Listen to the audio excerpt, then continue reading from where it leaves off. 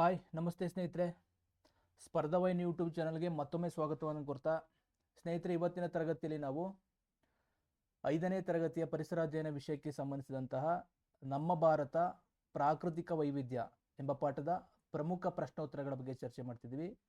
ಸ್ನೇಹಿತರೆ, ಈ ಒಂದು ವಿಡಿಯೋಗಳು ಮುಂಬರುವಂತಹ ಶಿಕ್ಷಕ ಪರೀಕ್ಷೆಗಳಿಗೆ ಅತ್ಯಂತ ಉಪಯುಕ್ತ ಆಗ್ತವೆ ಅಂತ ಹೇಳ್ತಾ, ಜೊತೆಗೆ ಈ ಪರಿಸರ ಅಧ್ಯಯನದ ಕೊನೆಯ ಒಂದು 3-4 ಚಾಪ್ಟರ್ಗಳು ತುಂಬ ಇಂಪಾರ್ಟೆಂಟ್ ಚಾಪ್ಟರ್ಗಳಾಗ್ತವೆ. ಸೊ ನಾವು ಆ ಒಂದು ಪಠ್ಯಕ್ರಮದ ಆಧಾರದ ಮೇಲೆ ಈ ಪ್ರಶ್ನೆಗಳನ್ನು ರಚನೆ ಮಾಡಿ ವಿಡಿಯೋಗಳನ್ನು ಮಾಡ್ತಿದ್ದೀವಿ. ಸೊ ದಯವಿಟ್ಟು ವಿಡಿಯೋನ ಕೊನೆ ತನಕ ನೋಡಿ, ಹಾಗೆ ನಿಮ್ಮ ಪರೀಕ್ಷಾ ತಯಾರಿಯನ್ನು ಸರಿಯಾದ ರೀತಿಯಲ್ಲಿ ಮುಂದುವರಿಸ್ಕೊಂಡು ಹೋಗಿ ಅಂತ ಹೇಳ್ತಾ ಇವತ್ತಿನ ತರಗತಿಯನ್ನು ಶುರು ಮಾಡ್ತಾ ಹೋಗೋಣ. ಇವತ್ತಿನ ಮೊದಲ ಪ್ರಶ್ನೆ, ಭೂ ಮೇಲ್ಮೈನಲ್ಲಿ ಕಂಡುಬರುವ ಪರ್ವತಗಳು, ಕಣಿವೆಗಳು, ಮೈದಾನಗಳು ಮತ್ತು ಪ್ರಸ್ಥಭೂಮಿಗಳನ್ನು ಏನೆಂದು ಕರೆಯುತ್ತಾರೆ? ಭೂಮಿಯ ಮೇಲೆ ಕಂಡುಬರುವಂತಹ ಪರ್ವತಗಳು, ಕಣಿವೆಗಳು, ಮೈದಾನಗಳು, ಪ್ರಸ್ಥಭೂಮಿಗಳು ಇವುಗಳನ್ನು ಏನಂತ ಕರೀತಾರೆ ಅಂತ ಹವಾಮಾನ ಲಕ್ಷಣಗಳು, ಪ್ರಾಕೃತಿಕ ಲಕ್ಷಣಗಳು, ರಾಜಕೀಯ ಲಕ್ಷಣಗಳು, ಜನಸಂಖ್ಯೆ ಲಕ್ಷಣಗಳು. ಈ ಪ್ರಶ್ನೆಗೆ ಸರಿಯಾದ ಉತ್ತರ ಏನಿರ್ಬೋದು?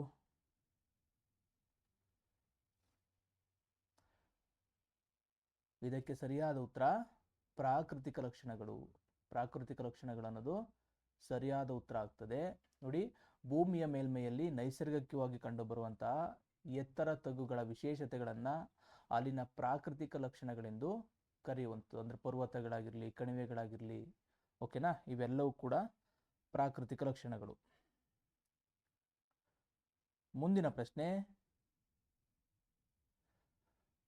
ಭಾರತದ ಉತ್ತರದ ಗಡಿಯಲ್ಲಿ ಹಬ್ಬಿರುವ ಪ್ರಪಂಚದ ಅತ್ಯಂತ ಎತ್ತರವಾದ ಪರ್ವತ ಶ್ರೇಣಿ ಯಾವುದು? ತುಂಬಾ ಇಂಪಾರ್ಟೆಂಟ್ ಪ್ರಶ್ನೆ ಇದು. ಉತ್ತರದ ಗಡಿಯಲ್ಲಿರುವಂತಹ, ಭಾರತದ ಉತ್ತರ ಗಡಿಯಲ್ಲಿರುವಂತಹ ಪ್ರಪಂಚದ ಅತ್ಯಂತ ಎತ್ತರವಾದ ಪರ್ವತ ಶ್ರೇಣಿ ಅಥವಾ ಸರಣಿ ಯಾವುದು ಅಂತ. ಅರಾವಳಿ, ವಿಂಧ್ಯ, ಹಿಮಾಲಯ ಪರ್ವತಗಳು, ಸಾತ್ಪುರಗಳು. ಈ ಪ್ರಶ್ನೆಗೆ ಸರಿಯಾದ ಉತ್ತರ ಹಿಮಾಲಯ ಪರ್ವತಗಳು ಅನ್ನೋದು ಸರಿಯಾದ ಉತ್ತರ ಆಗ್ತದೆ. ಈ ಹಿಮಾಲಯ ಪರ್ವತಗಳು ಭಾರತದ ಉತ್ತರದ ಗಡಿಯಲ್ಲಿ ನಿರಂತರವಾಗಿ ಹಬ್ಬಿರುವಂಥದ್ದನ್ನು ನೋಡ್ಬೋದು. ಸೊ ಇದು ಪ್ರಪಂಚದ ಅತ್ಯಂತ ಎತ್ತರವಾದ ಪರ್ವತ ಶ್ರೇಣಿ ಇದು. ನೆಕ್ಸ್ಟ್ ಕ್ವಶನ್, ಹಿಮಾಲಯದ ತಪ್ಪಲಿನಲ್ಲಿರುವ ಸಮತಟ್ಟಾದ ಮತ್ತು ವಿಶಾಲವಾದ ಕಣಿವೆ ಪ್ರದೇಶಗಳನ್ನು ಏನೆಂದು ಕರೆಯುತ್ತಾರೆ?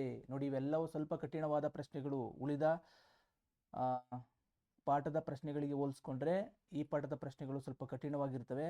ಸೊ ಹಾಗಾಗಿ ಇದು ಇಂಪಾರ್ಟೆಂಟ್ ಪಾಠ ಆಗ್ತದೆ. ದಯವಿಟ್ಟು ಎಲ್ಲೂ ಕೂಡ ವಿಡಿಯೋನ ಸ್ಕಿಪ್ ಮಾಡದೆ ಕೊನೆಯ ತನಕ ವಿಡಿಯೋ ನೋಡಿ. ಆಯ್ಕೆಗಳನ್ನು ನೋಡ್ತಾ ಹೋದರೆ, ಓಯಸಿಸ್, ಡೂನ್, ಪ್ಲಾಯಾ, ಬೀಚ್. ಹಿಮಾಲಯದ ತಪ್ಪಲಿನಲ್ಲಿರುವಂತಹ ಸಮತಟ್ಟಾದ ಮತ್ತು ವಿಶಾಲವಾದ ಕಣಿವೆಗಳನ್ನು ಏನೆಂದು ಕರೆಯುತ್ತಾರೆ ಅಂತ. ಈ ಪ್ರಶ್ನೆಗೆ ಸರಿಯಾದ ಉತ್ತರ ಡೂನ್. ಡೂನ್ ಅನ್ನೋದು ಸರಿಯಾದ ಉತ್ತರ ಆಗ್ತದೆ. ನೋಡಿ, ಹಿಮಾಲಯದ ಪರ್ವತದ ತಗ್ಗು ಭಾಗಗಳಲ್ಲಿ ಅಂದರೆ ಕೆಳಭಾಗದಲ್ಲಿ ಕಂಡುಬರುವಂತಹ ವಿಶಾಲವಾದ ಹಾಗೂ ಸಮತಟ್ಟಾದ ಭಾಗಗಳನ್ನು ಡೂನ್ ಅಂತ ಕರಿತೀವಿ. ಸೊ ಅದಕ್ಕೆ ಒಂದು ಉದಾಹರಣೆ ಅಂತಂದರೆ ಡೆಹ್ರಾಡೂನ್. ಡೆಹ್ರಾಡೂನ್ ಅನ್ನೋದು ಇಂಥ ಒಂದು ಲಕ್ಷಣ ಹೊಂದಿರುವಂತಹ ಪ್ರದೇಶ. ಸೊ ಹಾಗಾದ್ರೆ ಈ ಡೆಹ್ರಾಡೂನ್ ಯಾವ ರಾಜ್ಯದಲ್ಲಿ ಕಂಡುಬರ್ತದೆ? ಈ ಉತ್ತರವನ್ನ ಕಮೆಂಟ್ ಮಾಡಿ ತಿಳಿಸಿ, ಆಗ್ಬೋದಾ? ನೆಕ್ಸ್ಟ್ ಕ್ವಶನ್, ಪ್ರಪಂಚದ ಅತ್ಯಂತ ಎತ್ತರವಾದ ಶಿಖರ ಯಾವುದು? Mullayanagiri, Mount Everest, K2, ಆನೈಮುಡಿ. ಪ್ರಪಂಚದ ಅತ್ಯಂತ ಎತ್ತರವಾದ ಶಿಖರ. ಈ ಪ್ರಶ್ನೆಗೆ ಸರಿಯಾದ ಉತ್ತರ ಮೌಂಟ್ ಎವರೆಸ್ಟ್. ಹೌದಲ್ವಾ? ಮೌಂಟ್ ಎವರೆಸ್ಟ್ ಇಡೀ ಪ್ರಪಂಚದಲ್ಲೇ ಅತ್ಯಂತ ಎತ್ತರವಾಗಿರುವಂತಹ ಶಿಖರ. ನೋಡಿ, ಮುಳ್ಳಯ್ಯನಗಿರಿ ಕರ್ನಾಟಕದ ಅತ್ಯಂತ ಎತ್ತರವಾದ ಶಿಖರ, ಚಿಕ್ಕಮಗಳೂರಲ್ಲಿ ಇರುವಂಥದ್ದು. ಭಾರತದ ಅತ್ಯಂತ ಎತ್ತರವಾದ ಶಿಖರ K2. ಇದು ಭಾರತದ ಅತ್ಯಂತ ಎತ್ತರವಾದ ಶಿಖರ. ನೋಡಿ, ಮೌಂಟ್ ಎವರೆಸ್ಟ್ 8,848 ಮೀಟರ್ ಎತ್ತರವಿದ್ದು ಪ್ರಪಂಚದ ಅತ್ಯಂತ ಎತ್ತರವಾದ ಶಿಖರವಾಗಿರುವಂಥದ್ದು. ನೆಕ್ಸ್ಟ್ ಕ್ವಶನ್, ಭಾರತದ ಅತ್ಯಂತ ಎತ್ತರವಾದ ಶಿಖರ ಯಾವುದು? ಈಗ ತಾನೇ ತಿಳ್ಕೊಂಡು ಇದ್ರ ಬಗ್ಗೆ. ಮೌಂಟ್ ಎವರೆಸ್ಟ್, ಮೌಂಟ್ ಗಾಲ್ವಿನ್ ಆಸ್ಟಿನ್ ಅಥವಾ K2, ಆನೈಮುಡಿ, ಮುಳ್ಳಯ್ಯನಗಿರಿ. ಈ ಪ್ರಶ್ನೆಗೆ ಸರಿಯಾದ ಉತ್ತರ K2 ಅಥವಾ ಗಾಲ್ವಿನ್ ಆಸ್ಟಿನ್ ಅನ್ನೋದು ಸರಿಯಾದ ಉತ್ತರ ಆಗ್ತದೆ. ಇದು ಭಾರತದ ಅತ್ಯಂತ ಎತ್ತರವಾದ ಶಿಖರ. Next question. ನದಿಗಳು ಹೊತ್ತು ತಂದ ಮೆಕ್ಕಲು ಮಣ್ಣಿನಿಂದ ರೂಪಿತವಾಗಿರುವ ಫಲವತ್ತಾದ ಪ್ರದೇಶ ಯಾವುದು? ಪರ್ಯಾಯ ಪ್ರಸ್ಥಭೂಮಿ, ಉತ್ತರದ ಮೈದಾನಗಳು, ಥಾರ್ ಮರುಭೂಮಿ, ಹಿಮಾಲಯ ಪರ್ವತಗಳು. ಈ ಪ್ರಶ್ನೆಗೆ ಸರಿಯಾದ ಉತ್ತರ ಉತ್ತರದ ಮೈದಾನಗಳು ಅನ್ನೋದು ಸರಿಯಾದ ಉತ್ತರ ಆಗ್ತದೆ. ನೋಡಿ, ಹಿಮಾಲಯದ ನದಿಗಳು ಸಂಚಯ ಮಾಡಿದ ಫಲವತ್ತಾದ ಮೆಕ್ಕಲು ಮಣ್ಣಿನಿಂದ ಈ ಮೈದಾನ ರೂಪುಗೊಂಡಿರುವಂಥದ್ದು. ಮುಂದಿನ ಪ್ರಶ್ನೆ, ಫಲವತ್ತಾದ ನದಿ ಬಯಲುಗಳನ್ನು ಏನೆಂದು ಕರೆಯುತ್ತಾರೆ? ಭಾರತದ ಆಹಾರ ಕಣಜ, ಭಾರತದ ಗಣಿ ಕೇಂದ್ರ, ಭಾರತದ ಮರುಭೂಮಿ, ಭಾರತದ ಅರಣ್ಯ ಕೇಂದ್ರ. ಸೊ ಇದಕ್ಕೆ ಸರಿಯಾದ ಉತ್ತರ ಭಾರತದ ಆಹಾರ ಕಣಜ. ಸೊ ಇದು ನೋಡಿ, ಫಲವತ್ತಾದ ನದಿ ಬಯಲುಗಳಿಂದ ಆಹಾರವನ್ನು ಅಥವಾ ಆಹಾರ ಪದಾರ್ಥಗಳನ್ನು ಅತಿ ಹೆಚ್ಚು ಪ್ರಮಾಣದಲ್ಲಿ ಬೆಳೆಯುವುದರಿಂದ ಈ ಪ್ರದೇಶಕ್ಕೆ ಭಾರತದ ಆಹಾರ ಕಣಜ ಅಂತ ಕರಿತೀವಿ. Next question. ನರ್ಮದಾ ನದಿಯು ಪರ್ಯಾಯ ಪ್ರಸ್ಥಭೂಮಿಯನ್ನು ಯಾವ 2 ಭಾಗಗಳಾಗಿ ವಿಂಗಡಿಸುತ್ತದೆ?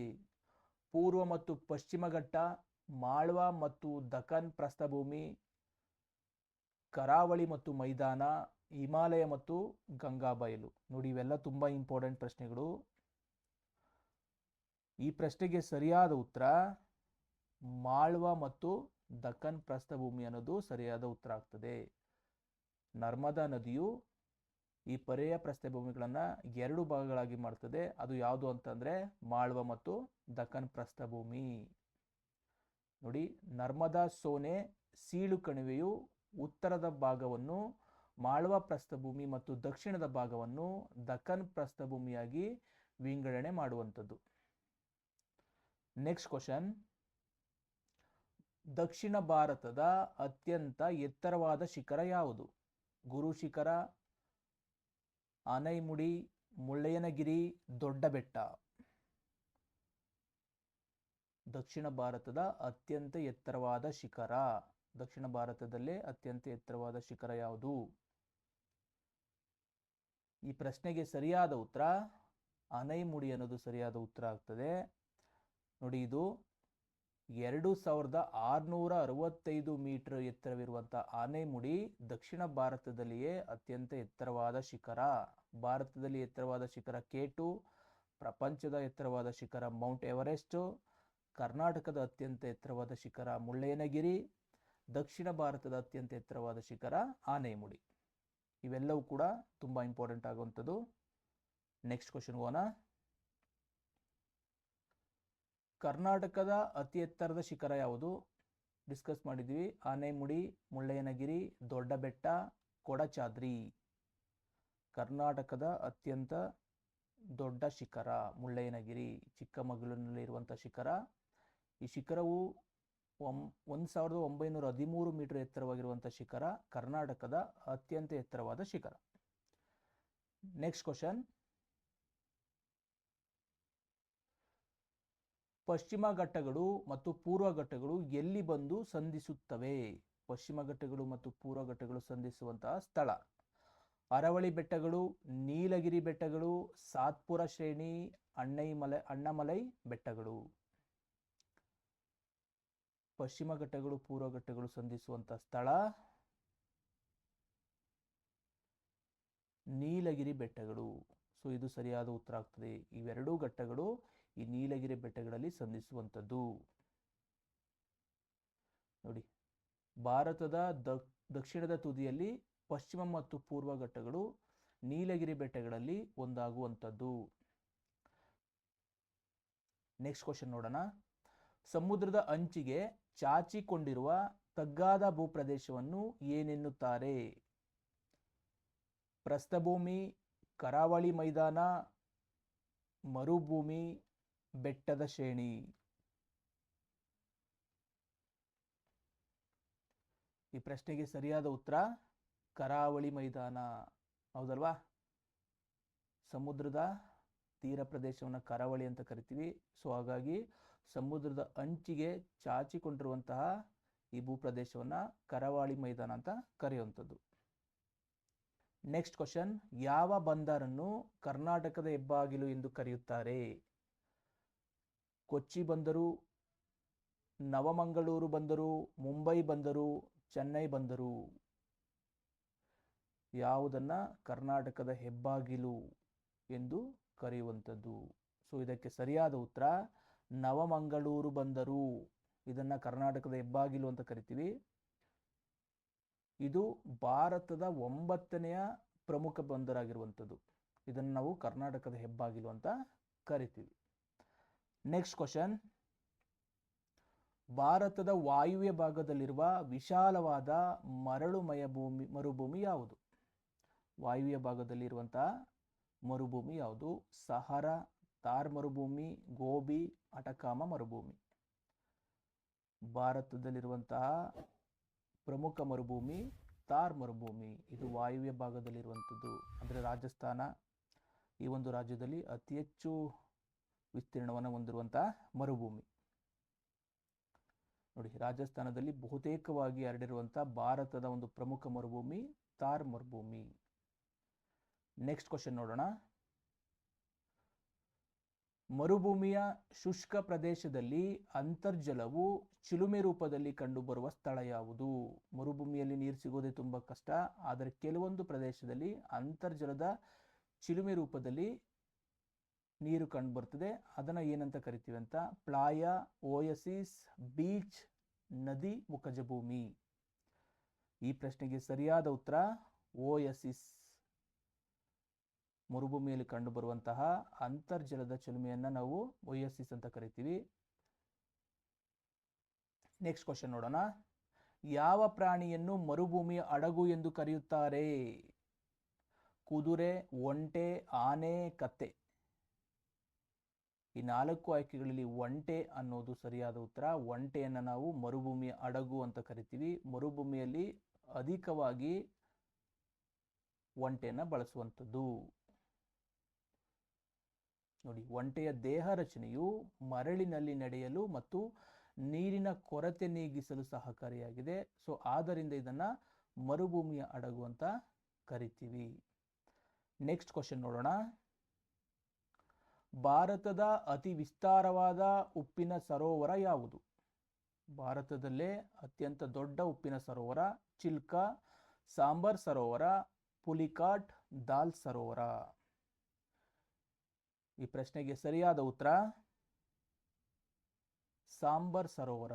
ಭಾರತದಲ್ಲಿ ಅತ್ಯಂತ ದೊಡ್ಡ ಉಪ್ಪಿನ ಸರೋವರ. ಥಾರ್ ಮರುಭೂಮಿಯಲ್ಲಿರುವಂತಹ ಈ ಸಾಂಬರ್ ಸರೋವರವು ಭಾರತದ ಅತ್ಯಂತ ದೊಡ್ಡ ಉಪ್ಪಿನ ಸರೋವರ. ಕೇಳ್ಬೋದು ಪ್ರಶ್ನೆನಿದ. Next question. ಹಿಮಾಲಯ ಪರ್ವತದಲ್ಲಿ ಹುಟ್ಟಿ ವರ್ಷ ಪೂರ್ತಿ ಹರಿಯುವ ನದಿಗಳನ್ನು ಏನೆನ್ನುತ್ತಾರೆ? ಮಳೆ ನದಿಗಳು, ಜೀವ ನದಿಗಳು, ಅಂತರ್ಜಲ ನದಿಗಳು, ಗುಪ್ತ ನದಿಗಳು. ಸೊ ಈ ಪ್ರಶ್ನೆಗೆ ಸರಿಯಾದ ಉತ್ತರ ಜೀವ ನದಿಗಳು ಅಥವಾ ಸಾರ್ವಕಾಲಿಕ ನದಿಗಳು ಅಂತ ಕರೆಯುವಂಥದ್ದು. ನೋಡಿ ಹಿಮ ಕರಗಿ, ಬೇಸಿಗೆಯಲ್ಲಿ ಹಿಮ ಕರಗಿ ನೀರು ಹರಿಯುವುದರಿಂದ ಸಿಂಧು, ಗಂಗಾ ಮತ್ತು ಬ್ರಹ್ಮಪುತ್ರ ನದಿಗಳು ಬೇಸಿಗೆ ಕಾಲದಲ್ಲೂ ಕೂಡ ತುಂಬಿ ಹರಿಯುವಂಥದ್ದು. ಇನ್ನು ಮಳೆಗಾಲದಲ್ಲಿ ಮಳೆಯಿಂದಾಗಿ ತುಂಬಿ ಹರಿಯುವಂಥದ್ದು. ಹಾಗಾಗಿ ಈ ನದಿಗಳನ್ನು ನಾವು ಸಾರ್ವಕಾಲಿಕ ನದಿಗಳು ಅಂತ ಕರಿತೀವಿ. Next question. ಭಾರತವು ಯಾವ ವಿಧದ ವಾಯುಗುಣವನ್ನು ಹೊಂದಿದೆ? ಧ್ರುವ ವಾಯುಗುಣ, ಉಷ್ಣವಲಯದ ಮಾನ್ಸೂನ್ ವಾಯುಗುಣ, ಸಮಶೀತೋಷ್ಣ ವಾಯುಗುಣ, ಶೀತ ವಲಯದ ವಾಯುಗುಣ. ಈ ಪ್ರಶ್ನೆಗೆ ಸರಿಯಾದ ಉತ್ತರ ಭಾರತದಲ್ಲಿರುವಂತಹ ವಾಯುಗುಣ ಉಷ್ಣವಲಯದ ಮಾನ್ಸೂನ್ ವಾಯುಗುಣ. ಇದು ಸರಿಯಾದ ಉತ್ತರ ಆಗ್ತದೆ. ನೋಡಿ, ಭಾರತವು ಋತುಕಾಲಿಕ ಮಾನ್ಸೂನ್ ಮಾರುತಗಳ ಮೇಲೆ ಅವಲಂಬಿತವಾಗಿರುವಂಥದ್ದು. ಮಾನ್ಸೂನ್ ಮಾರುತಗಳ ಮೇಲೆ ಭಾರತದ ವಾಯುಗುಣ ನಿರ್ಧರಿತವಾಗುವಂಥದ್ದು. ನೆಕ್ಸ್ಟ್ ಕ್ವಶನ್ ನೋಡೋಣ. ಅರಬಿಕ್ ಭಾಷೆಯ ಮೌಸಿಮ್ ಶಬ್ದದ ಅರ್ಥವೇನು? ಅರಬಿಕ್ ಭಾಷೆಯಲ್ಲಿ ಮೌಸಿಮ್ ಅನ್ನೋ ಒಂದು ಶಬ್ದದ ಅರ್ಥವೇನು? ಮಳೆ, ಋತುಕಾಲಿಕ, ಚಳಿ, ಮೋಡ. ನೋಡಿ, ಅರಬಿಕ್ ಭಾಷೆಯಲ್ಲಿ ಮೌಸಿಮ್ ಅಂತಂದ್ರೆ ಋತುಕಾಲಿಕ ಅನ್ನೋದು ಇದರ ಅರ್ಥ. ಮಾನ್ಸೂನ್ ಪದವು ಮೌಸಿಮ್ ನಿಂದ ಬಂದಿದ್ದು, ಅಂದ್ರೆ ಅರಬಿಕ್ ಪದದ ಮೌಸಿಮ್ ಅನ್ನೋ ಪದದಿಂದ ಬಂದಿರುವಂಥದ್ದು. ಇದರ ಅರ್ಥ ಋತುಮಾನಕ್ಕೆ ಅನುಗುಣವಾದ ಬದಲಾವಣೆ ಅನ್ನೋದು ಇದರ ಅರ್ಥ ಆಗುವಂಥದ್ದು. ನೆಕ್ಸ್ಟ್ ಕ್ವಶನ್ ನೋಡೋಣ. ಭಾರತದಲ್ಲಿ ಅತಿ ಹೆಚ್ಚು ಮಳೆ ಬೀಳುವ ಪ್ರದೇಶ ಯಾವುದು? ತುಂಬಾ ಇಂಪಾರ್ಟೆಂಟ್ ಪ್ರಶ್ನೆ. ಆಗುಂಬೆ, ಮಾಸಿನ್ರಾಮ್, ಚಿರಪುಂಜಿ, ಕೊಡಗು. ಈ ಪ್ರಶ್ನೆಗೆ ಸರಿಯಾದ ಉತ್ತರ ಮಾಸಿನ್ರಾಮ್ ಅನ್ನೋದು ಸರಿಯಾದ ಉತ್ತರ ಆಗ್ತದೆ. ನೋಡಿ, ಇದು ಇಡೀ ಭಾರತದಲ್ಲೇ ಅತ್ಯಂತ ಹೆಚ್ಚಿನ ಮಳೆ ಬೀಳುವಂಥ ಪ್ರದೇಶ ಯಾವುದು ಅಂತಂದ್ರೆ ಮಾಸಿನ್ರಾಮ್. ಇನ್ನು ಆಗುಂಬೆ ನಮ್ಮ ಕರ್ನಾಟಕದಲ್ಲಿ ಅತಿ ಹೆಚ್ಚು ಮಳೆ ಬೀಳುವ ಪ್ರದೇಶ. ಇದು ಕೆಲವೊಂದು ಸಲ ಹುಲಿಕಲ್ಲಾಗುತ್ತೆ, ಕೆಲವೊಂದು ಸಲ ಆಗುಂಬೆ ಆಗುವಂಥದ್ದು. ನೆಕ್ಸ್ಟ್ ಕ್ವಶನ್ ನೋಡೋಣ. ನೋಡಿ, ಇದು ಮಾಸಿನ್ರಾಮ್ ಎಲ್ಲಿದೆ? ಮೇಘಾಲಯದಲ್ಲಿರುವಂತಹ ಒಂದು ಪ್ರದೇಶ. ಇಡೀ ಭಾರತದಲ್ಲಿ ಅತ್ಯಂತ ಹೆಚ್ಚು ಮಳೆಯನ್ನು ಪಡೆಯುವಂತ ಪ್ರದೇಶ ಮಾಸಿನ್ರಾಮ್. ನೆಕ್ಸ್ಟ್ ಕ್ವಶನ್ ಹೋಗೋಣ. ಯಾವ ಮಾರುತಗಳಿಂದ ಭಾರತದಲ್ಲಿ ಮುಂಗಾರು ಮಳೆಗಾಲ ಜೂನ್ ಟು ಸೆಪ್ಟೆಂಬರ್ ಆಗುವಂಥದ್ದು? ಯಾವ ಮಾರುತಗಳಿಂದ ಇದು ಸಂಭವಿಸುತ್ತದೆ ಅಂತ? ಈಶಾನ್ಯ ಮಾರುತಗಳು, ನೈಋತ್ಯ ಮಾನ್ಸೂನ್ ಮಾರುತಗಳು, ಆಗ್ನೇಯ ಮಾರುತಗಳು, ವಾಯುವ್ಯ ಮಾರುತಗಳು. ಯಾವ ಮಾರುತಗಳಿಂದ ಮುಂಗಾರು ಮಳೆ ಬರುವಂಥದ್ದು?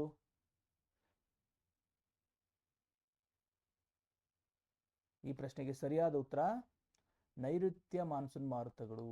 ಮುಂಗಾರು ಮಳೆ ನೈಋತ್ಯ ಮಾನ್ಸೂನ್ ಮಾರುತಗಳಿಂದ ಶುರುವಾಗುವಂಥದ್ದು. ಸುಮಾರು 4 ತಿಂಗಳು ಇರುವಂಥದ್ದು, June, July, August, September. So ಈ ಕಾಲಾವಧಿಯನ್ನು ನಾವು ಮುಂಗಾರು ಮಳೆಗಾಲ ಅಂತ ಕರಿತೀವಿ. ನೆಕ್ಸ್ಟ್ ಕ್ವಶನ್ ನೋಡೋಣ. ಭಾರತದ ಯಾವ ಅರಣ್ಯಗಳನ್ನ ಮಾನ್ಸೂನ್ ಕಾಡುಗಳು ಎಂದು ಕರೆಯುತ್ತಾರೆ? ಸದಾ ಹಸಿರು ಕಾಡುಗಳು, ಎಲೆ ಉದುರಿಸುವ ಸಸ್ಯವರ್ಗ ಅಥವಾ ಪರ್ಣಪಾತಿ ಅಂತ ಕರಿತೀವಿ. ಮ್ಯಾಂಗ್ರೋವ್ ಕಾಡುಗಳು, ಕುರುಚಲು ಸಸ್ಯವರ್ಗ. ಯಾವ ಅರಣ್ಯಗಳನ್ನ ಮಾನ್ಸೂನ್ ಕಾಡುಗಳು ಅಂತ ಕರಿತೀವಿ ಭಾರತದಲ್ಲಿ?